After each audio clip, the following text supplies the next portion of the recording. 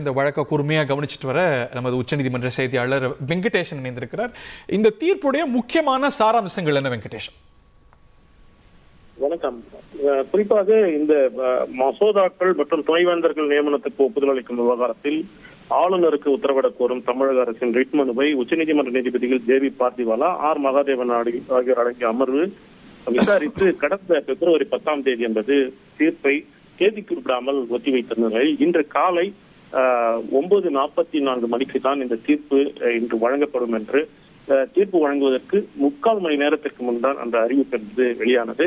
குறிப்பாக இந்த தீர்ப்பின் சாராம்சத்தை பார்த்தோம் என்றால், அவர் ஆளுநர் என்பவர் அமைச்சரவையின் ஆலோசனைப்படியும் அறிவுரைப்படியும் செயல்பட வேண்டும் என்ற ஒரு முத்தாய்ப்பான கருத்தை தெரிவித்துள்ளனர். மேலும் அந்த 10 மசோதாக்கள் தற்போது ஒப்புதல் அளித்து சட்டமாகிவிட்டதாக கருத வேண்டும் என்ற ஒரு தீர்ப்பையும் உச்சநீதிமன்றம் அதிரடியாக. இந்த 10 மசோதாக்கள்ல முக்கியமானவை எவை? இந்த 10 மசோதாக்கள் பொறுத்தவரை அவர்கள் ஏற்கனவே இந்த மசோதாக்கள் என்பது துணைவேந்தர்கள் நியமனம் தாண்டி இந்த மசோதாக்களை பொறுத்தவரை பல்வேறு சட்ட சிக்கல்களை கொண்ட மசோதாக்களை அவர்கள் இருந்தனர்.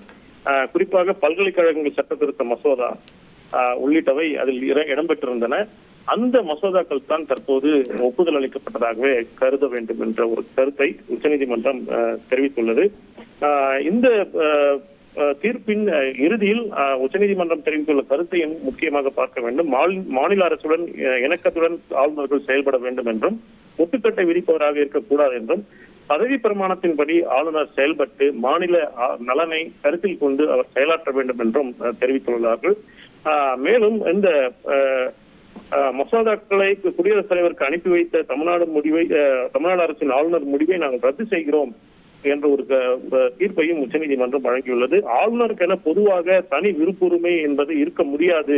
அது அரசமைப்பு சட்டத்தின் கீழ் என்பது அவருக்கென தனி விருப்புரிமை என்பது சில விஷயங்களுக்கு மட்டுமே அந்த தனி விருப்புரிமை என்பது இருக்கும்.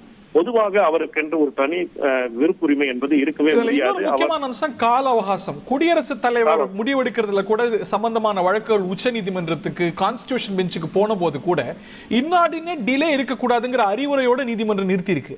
இது எவ்வளவு காலம் அப்படின்னு ஒரு கால வரையறை செய்யல. ஆனா இந்த தீர்ப்புல 1 மாதம் அப்படிங்கிற அந்த ஒரு டைம் ஃப்ரேம் ரொம்ப முக்கியமானது. ஒரு லீகல் பேரலன்ஸ்ல ஒரு அன்பிரசிடென்டட் டைம் ஃப்ரேம்னு சொல்லலாமா?